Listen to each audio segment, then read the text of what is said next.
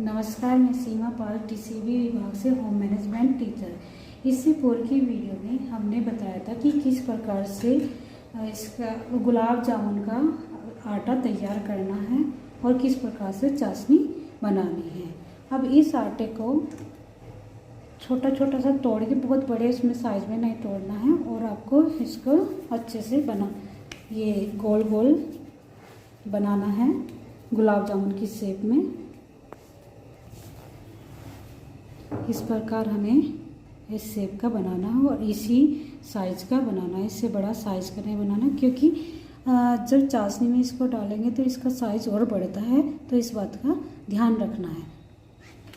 इस प्रकार हम सारे आटे के राउंड शेप में इसी साइज के गोले बना के रख लेंगे।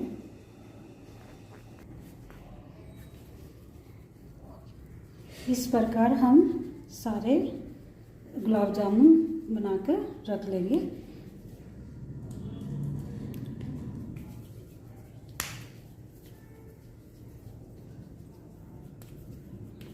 फिर इसे हम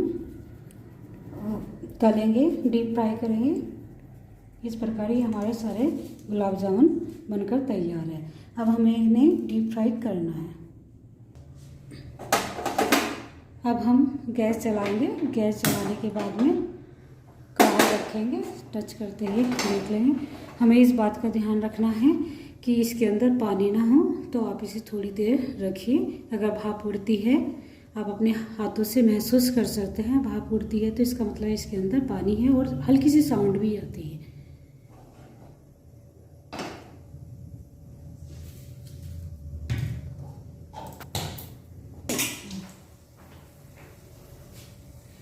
अब आप देख सकते हैं इसमें से आवाज़ भी आ रही है, महसूस कर सकते हैं कि और उड़ भी रही है। इसके बाद आपको, या तो आप इसमें घी का यूज कर सकते हैं, मैं यहाँ पर मधुसूदन घी का यूज कर रही हूँ, या आप रिफाइंड का भी यूज कर सकते हैं। ये दोनों को मिला के भी यूज कर सकते हैं, जैसा आपको सही लगे उस तरह से आप इसका यूज कर सकते हैं। आप किसी गहरे चम्मच से डाल सकते हैं, इसमें डीप फ्राई के हिसाब से डाल दें।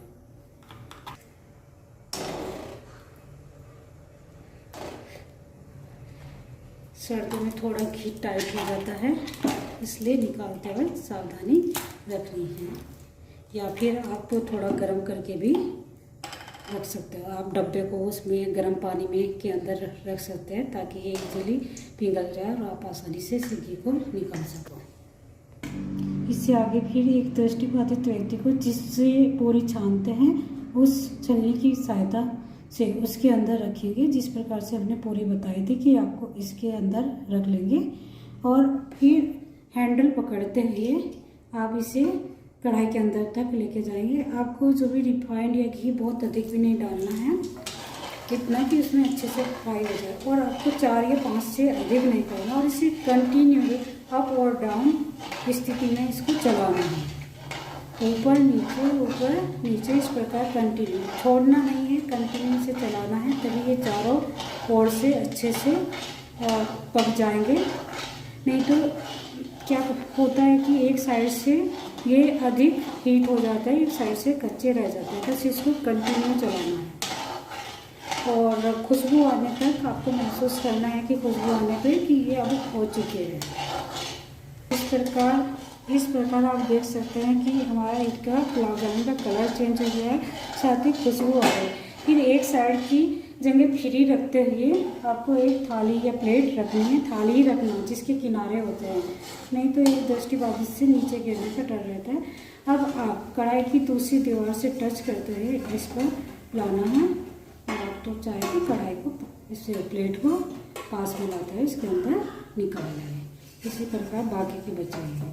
फिर आगे भी आपको इसी तरह से करना है। पहले आप इस पूरी निकालने वाली जाली में इसको रखेंगे, 4-5 जो भी आपको लगे, और ध्यान से। अब ये आपकी ये जाली गर्म हो चुकी है, फिर से डालेंगे और इसे कंटिन्यू। इस प्रकार हम सभी गुलाब जामुन तैयार कर लेंगे डीप फ्राई करके।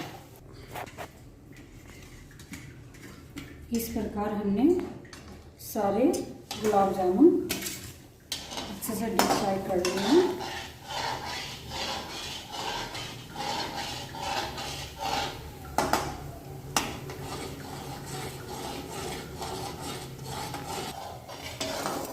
इस प्रकार खुशबू आने लगे तो हम इसको भी निकाल लेंगे और इधर हम गैस बंद कर देंगे।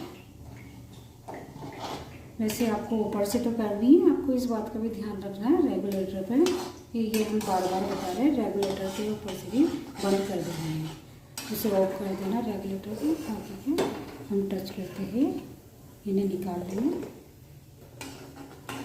अब हमने जो चाशनी तैयार करी है उसमें डालेंगे।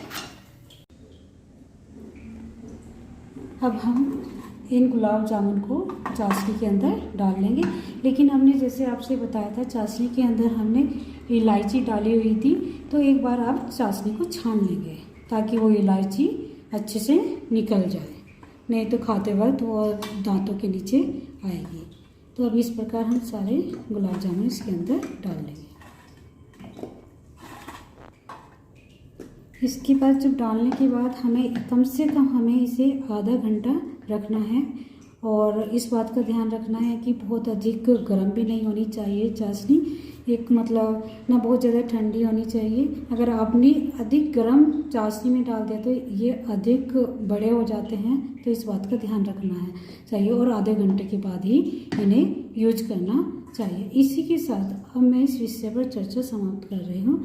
फिर अगली वीडियो में मिलते हैं एक नई जानकारी के साथ। धन्यवाद।